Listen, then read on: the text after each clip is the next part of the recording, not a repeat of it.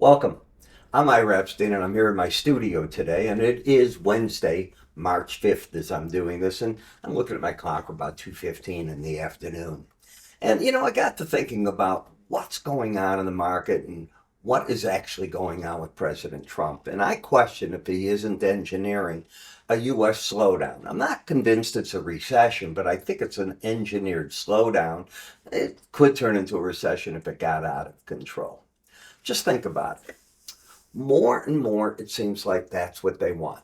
Tariffs, doing certain things with immigration, telling our allies, as you could see, be it Europe, be it Mexico, Canada, whoever's an ally, they're not going to do business with the U.S. the way that they did. He meant it when he ran on a campaign, and he's getting the result. I mean, just think about it. Tariffs on Mexico and Canada. Didn't we just do a USMCA deal? We did. I know that, you know that, and yet here we go with 25% tariffs on them. There's been but one mention by the president of how the stock market is done since he's taken office. That's highly unusual. All right, here we are 6 weeks in, and one mention, that's about it. I find that very strange. But what he's been focused on is falling interest rates. He said that the 10-year note was going to be what they look at for many reasons, but probably because it had to do with housing affordability to a large degree. The Fed can take care of the short end. They don't have, and they being the president, has literally no say in that. But where the say comes from, he thinks, I don't know that he's right, is in the 10-year with the policies he can enact by executive orders. We haven't really gotten much through Congress. We haven't got a budget. We could be closing down March 15th. It wouldn't surprise me. Did you not notice how well things went on Tuesday night in Congress as the president spoke? Even when it came down to cancer and the kids that were there, nobody stood up to applaud them that I saw on the Democratic side. So you can't say anything to make them blink. And yet, obviously, the Republican control of the Senate and House, well, that's front and center that you're looking at. So I think the president is focused on falling rates. If he gets an economy to slow down via the tariffs, via the threats, if you will, that the U.S. isn't going to defend Ukraine any longer, that Europe has to step up to the table and all that taking place, well, that could be a way to slow our economy down. What about the weak dollar? Let's take a look at a chart on bonds first and then go to the weak dollar. Let me do that with you right now. The chart you're looking at is the 10-year note. I said bonds, but I meant notes, obviously, because that's what he's focused on. As the market rallies, it's an inversion market. The lower yields go. Well, for the first time, we're seeing a meaningful break today, where the market is down 14-30 seconds, if you will, in the marketplace, slipping back. And losing, as I teach it, the embedded slow stochastic reading. So we're starting to see the first crack where maybe the market got up to the Bollinger Band, ran it a few days, backed off. In the U.S. dollar, this is the March futures contract. If we come in where the president came in with his office, right around this area here, you were up into the 109.20 area. Look where you're at today. So when I say that the president's been after breaking interest rates, breaking the U.S. dollar, if you want to argue that, you can. But your argument doesn't hold water as the market has come one thing, done as he wanted. What about the mention last night by President Trump that he's okay with the little disturbance from tariffs? Well, that shook the market, and you started off sharply lower on Wednesday, March 5th, and you reversed course because the president reversed course.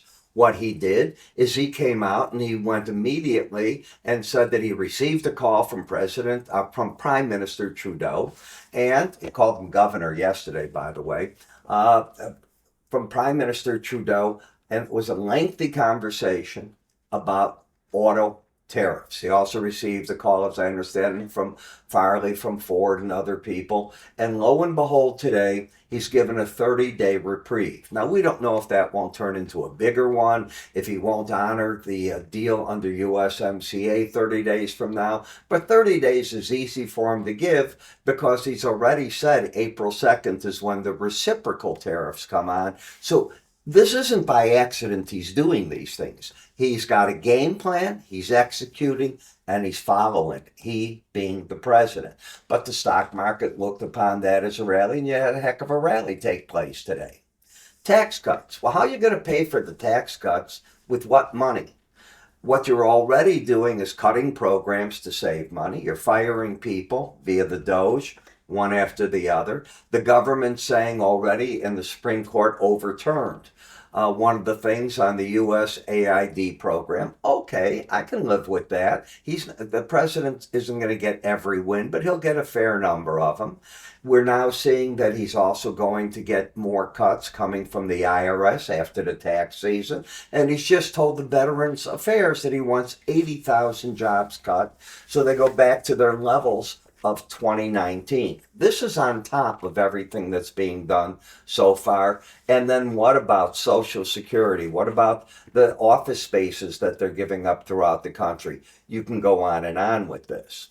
So the goal here is for the president to get his tax cuts, supply side stimulus, and the Federal Reserve to join him, lowering interest rates, not him, them lowering rates because the economy is slowing. He doesn't have to do government spending at that point. And what takes place is the Fed's doing its job to cushion the economy. We're slowing down to a degree. The trade deficit starts changing because of the lower U.S. dollar and the forcing by the president of other countries to buy American goods. Don't believe me? What about Taiwan Semiconductor just saying they're going to give in and put in $125 billion into plants in the United States? What about yesterday or the day before's announcement by Honda Civic? Instead of building the Civic in Mexico, they're going to build it in the United States. This is the tip of the iceberg. This is the game plan. That's part of the supply side that's going to work with this. That's part of the move that he's doing. And the way to get on board it is to understand the bigger plan. I go through that with you each day via my research, via the videos that I do. By going to iraepstein.com, and this is the web page that you'll notice the videos that are all down here that you can easily watch. You see how they come up? Well, I change these almost daily for you, and you'll be able to see how they come up, what they do, what I'm talking. The research that I do is right in here. Notice how this all works out in this way. You can visit these different packages. I train, teach you charting via these courses that we have. And of course, the free offers that we have, I'm always changing them, trying to add to them and give you new features. All you need to do is go to them. And when you get there, click on I got it. And any offer you select, you can see that you've done it. At the bottom of the page, you fill out your information, we'll get it, and we get it right to you. So I hope you take advantage of all that we have to offer. I'm Ira Epstein. I'll see you in my next 5-minute report.